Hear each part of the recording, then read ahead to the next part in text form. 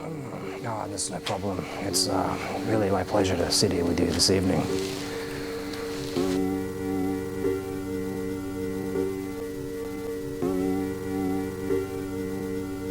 Well, I suppose naturally, this was a narrative-based work.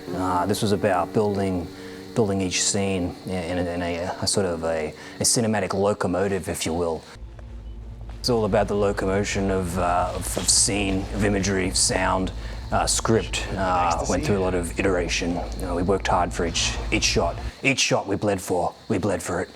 And I think the result speaks for itself. Where are you, Juice?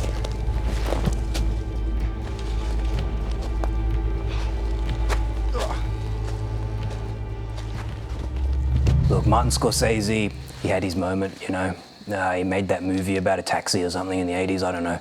And some other guy who was I don't know, played the piano or something. Look, you know, he's washed up, he's a has-been. He's nothing. What is he? He has an Italian restaurant or something, he's a fraud.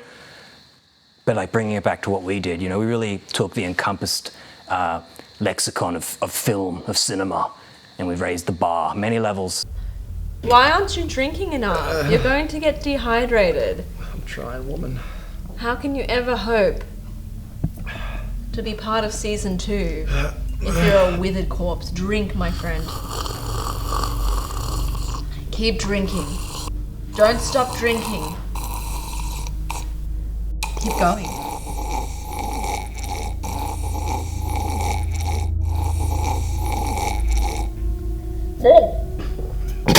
And that's what I always wanted to do. I always wanted to bring that to scene, bring that to screen. When you think about a film, it's a big rectangle. So I thought I would write down every day in my diary, remember the rectangle, because that's ultimately where everything funnels. Cinema is a rectangular funnel. And so I brought back everything to the rectangle. You think about a roll of film. If you think about it, it's actually many 35 mil, many little rectangles, and it's on a reel. So the rectangles become a circle. And it's powerful. It's powerful. So, also Tom Cruise.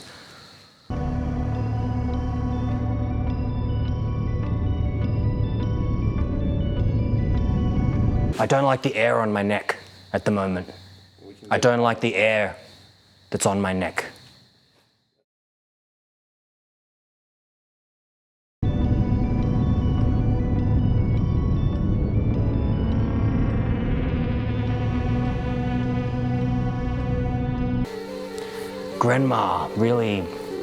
Grandma was both a padlock and a key. I mean, I don't know how to describe what she produced, what she brought to the table. I mean, she unlocked a lot of things, but she also locked a lot of other things. The narrative, it brought depth, it brought meaning, it brought life, but at the same time, you could see the perplexed looks. People didn't, it locked up a lot of the other cast.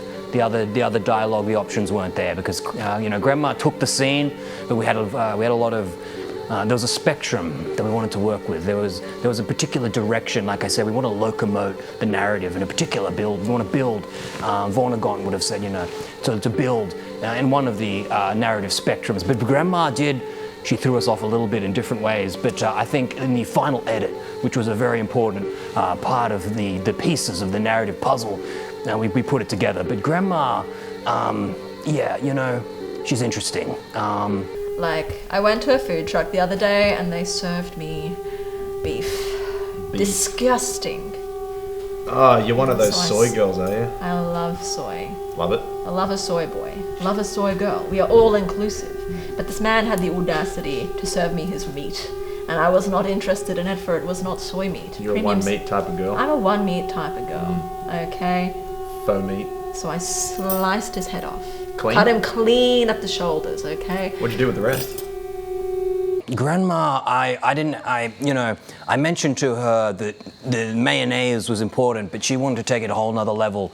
And to get into the role, she actually would eat jars of mayonnaise in between the scenes. That's what that white sheen, that white oozing liquid from her lips, every shot that you could see, that white drip. A lot of people wondering what that oozing, substance was, but it was actually mayonnaise. Yeah, it was interesting. Fascinating. Feel it. It's calling to me. Feel it. Really. It's shaking like crazy. So yogurt and mayonnaise, a lot of my critics have come in and they've sort of said that the yogurt and the mayonnaise was confusing, but this is just, these were layers of the narrative sandwich. They brought different flavors to the palate, not just, you know, symbolically as condiments, but also as actual cinematic elements. And that's, as a director, that's beautiful. That's what I dream of, and that's what Scorsese could never accomplish. While that little short midget is out there, I don't want to talk about it.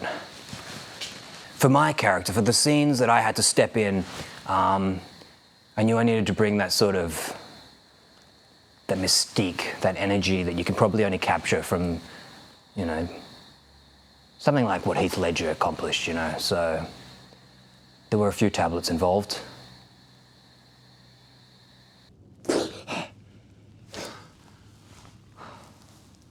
China. President Xi. My God. Szechuan. Ah. Peking duck. Wuhan.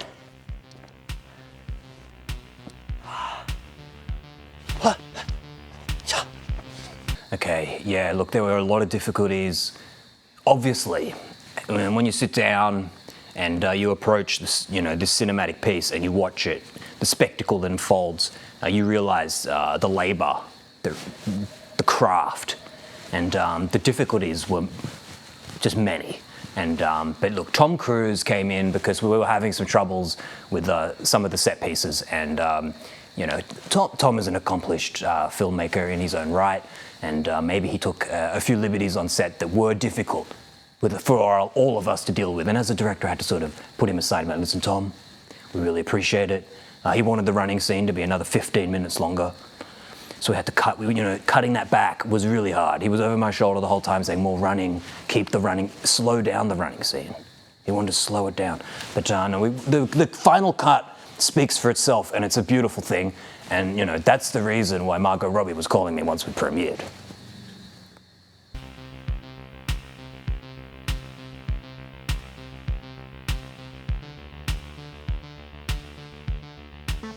Yeah, I was near the point of exhaustion with the running scene. Tom Cruise continuously was telling me to keep running, and I would stop running and he'd drag me, he'd get me back up, and we'd have to redo the running scene. And I actually didn't, I thought I knew how to run, but it turns out I didn't, so he corrected everything, the way I lift my knees, and where my elbows go. I didn't know how to run, it turns out. So Tom Cruise, he taught me how to run, and he also taught me how to be a father, so that was beautiful.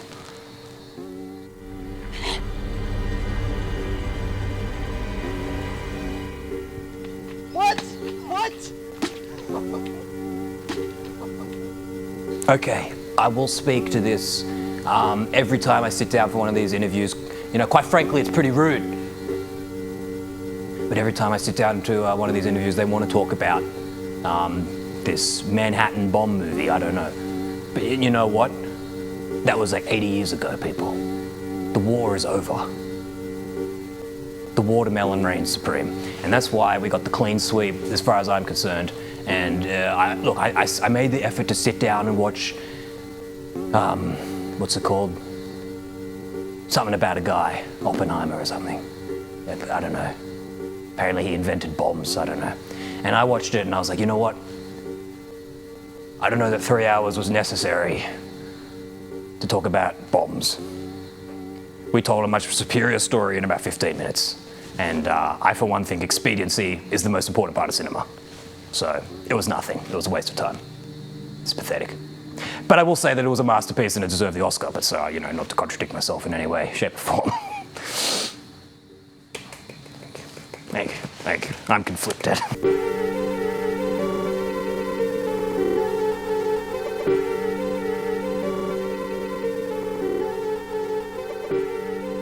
I don't do handshakes, all right? There were script problems from day one. I myself have been puffing premium Chinese smoke for many a year now. It's a bit strong. I feel like it improves your connection to the great beyond.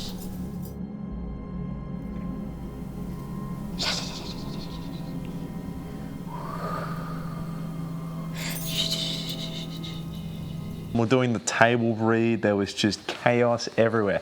Someone ordered a frappe when he was on his no sugar diet. Hell broke loose. I cannot believe that that person's face got rearranged like that in the writer's room with a pencil.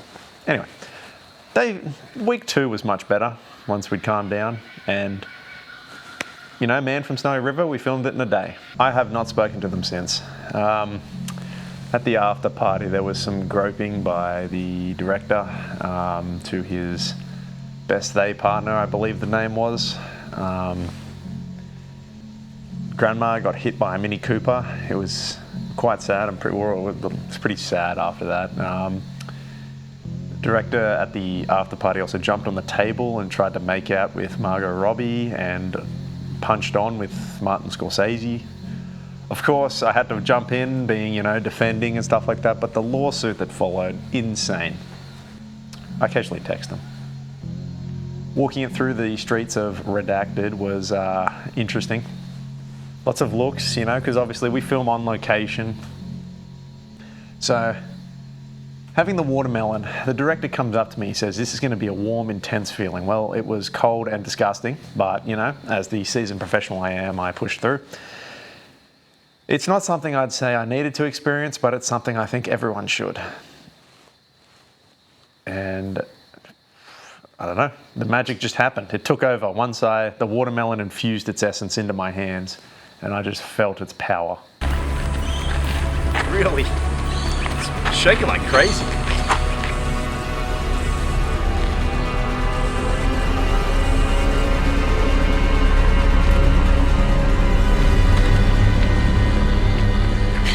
The drop. That was a lot of setup, a lot of camera angles for the big payoff. And well, you saw it on the big screen. That payoff was huge. So I don't think I need to answer that question because the proof is in the metaphorical pudding, or in our case, the proof is in the watermelon drop. Cinema, through and through. What? What? Oh my god!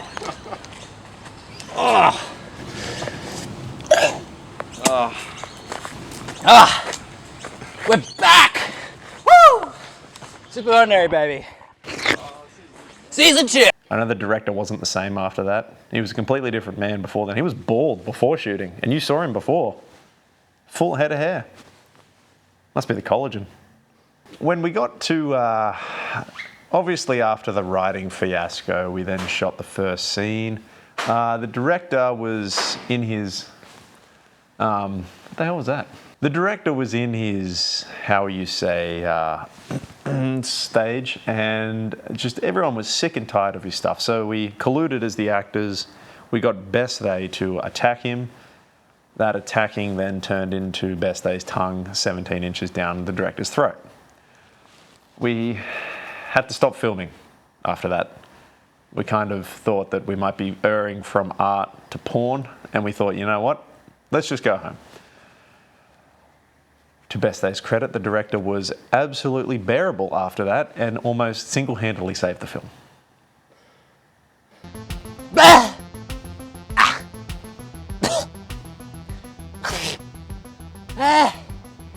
I'm coming. Producer. I'm coming. Now, the 10 best things about the movie. 1, I got paid. Making the director laugh during the witch scene, that was nice. I don't think that made it into the final cut. The cutting room floor of the cafe scene will forever be a favourite of mine. For everyone in the behind the scenes, we all adored it, but of course it was too good to put into the movie. What number is that? Is that 8 or 9? Anyway, whatever. We had a sad moment on set when one of the actors was attacked by a leech. Rest in peace, that leech.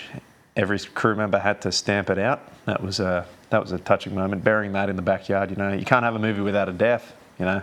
2, you know, the tripping scene at the start of the movie. Everyone, you know, they believe it was fake. They believe it was real. It's 100% fake. So actor, you know, art of convincing.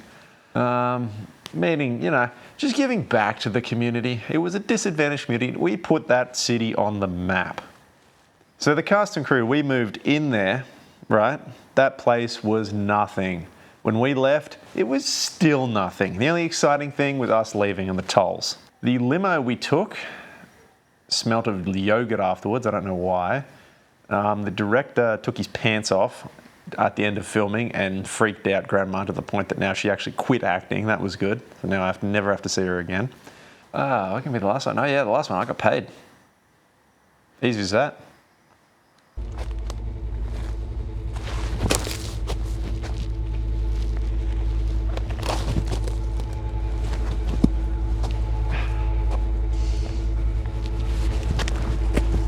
Oh, that was all my idea.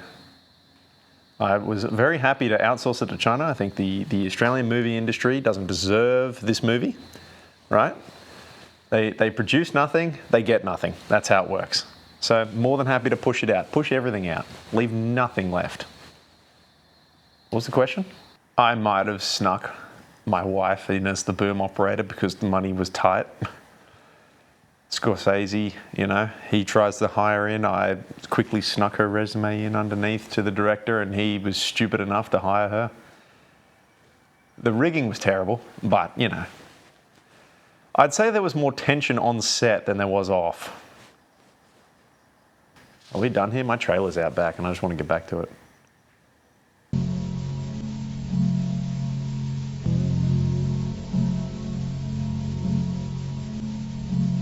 I think, like, I'm a very physical person and I bring that to my roles, you know, like when I'm on set, I'm just touching everything. In fact, you know, it's been a bit difficult because some people just don't like touching as much as I do. A couple of my co-stars, I had to learn a lot about them and about their boundaries because, you know, I'm very hands-on. Got like this pain in my foot. You reckon you got something for that? I've been walking around a lot. I'm no podiatrist. Why am I here? Why are you here? To seek your fortune. To find out about your future. The crystal ball says buy some better fitting pants. Thank you very much. 2 hands full.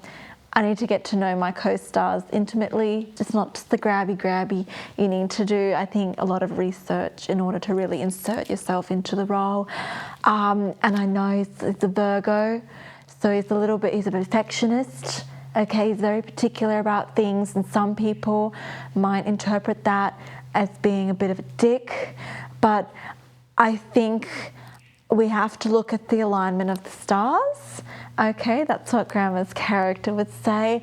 And sometimes you have to appreciate the energy that that sort of person will bring to the table. Running out of strength, running out of time, running out of patience to do what needs to be done. Okay, you have a task at hand. Right? It's been given to you from a divine source. Yeah, I wanted to get some hands-on experience, and you know I'm very hands-on, so I just grabbed some of the actors and I threw them into the mud pit. Okay, there was a lot of grabbing, there was a lot of mud. We sort of improvised a little bit for the mayonnaise, but it was white, it was wet, and you know we're in the mud pit, and it made a splash. I said, that's not yogurt, but covered in it, you know, it was great just to immerse yourself. It was almost like ritualistic. I spent many hours mud wrestling with a wizard to get my hands on this artifact, okay? Mud wrestling lathered in mayonnaise for many hours to pry it from his hands, his gnarled, dark hands. And I bring it to you today. What type of wizard was he? Yes. Oh, what? A big one. Just A big. big wizard, dark was wizard. Was he a tree wizard? Was he a melon wizard? Was A he melon wizard. A wizened melon wizard. And you An said you old won melon it off wizard. him. Are you I sure didn't he win it just off him. I pried it from his cold, dead hands. Incredible. Such just like big, fit, tight, big boy energy. You know, I think like you don't get to work with such amazing people that often, I reckon. He brought a lot of experience to the table, so some fresh, young energy. I don't know how he stays so young. He's looked the same for years. There were a couple of children. They appeared a bit anemic. Who can say what was happening? Podcast. It's coming. I can feel it. I can feel it. Ugh! Podcast. Dana. How could you even ask that? Didn't it move you? Didn't you feel like you were really there? Didn't you feel it in your bones when you just saw the heft of that big dripping melon just like explode on the ground? You know, our characters spent so long finding this token, okay, this, how would I even describe it? What? Obviously the biggest splat. Can you think of a more like impactful and monumentous moment in cinematography than the yogurt melon? And just to see it like explode outwards and like just launch all of this beautiful creamy matter everywhere, like it was invigorating. Go and see it if like you want to be emotionally and intellectually challenged by film. And I know that there are a lot of intellectually challenged people out there. You know, the melon itself is a bit like a head with its liquefied inner brain. And like, I think we should see it just to support the like mentally challenged people. We don't see enough intellectually challenged people. And I think the cast have just really succeeded in capturing that. Yeah. It's beautiful. It brings a tear to my eye. Beautiful.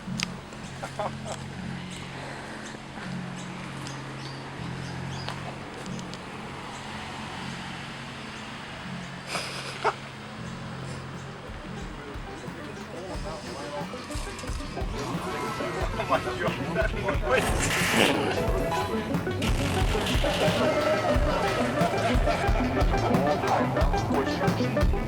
God.